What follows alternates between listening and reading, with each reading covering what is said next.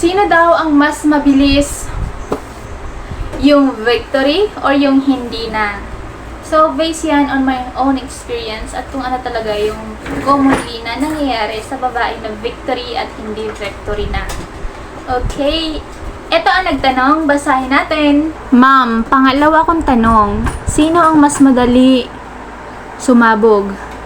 Ang babae na victory o ang hindi na victory?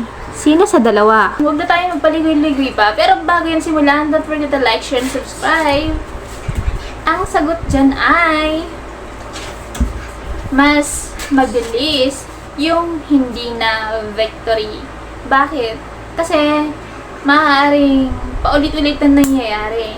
Tulad sa akin, mas mabilis yun. Lalo na nung meron akong partner o meron ng asawa dahil paulit-ulit nang ginagawa.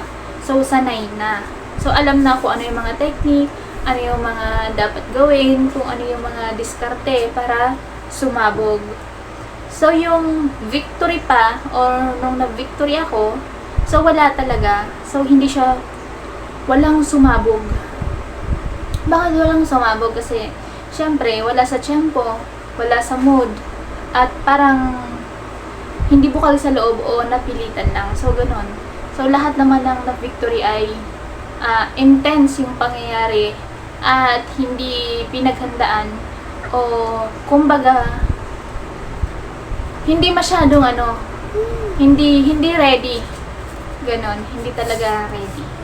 So wala siguro 10% lang siguro mga ganyan ang sumasabog kapag victory. Ayun. Pero kapag hindi na, talagang mas mabilis.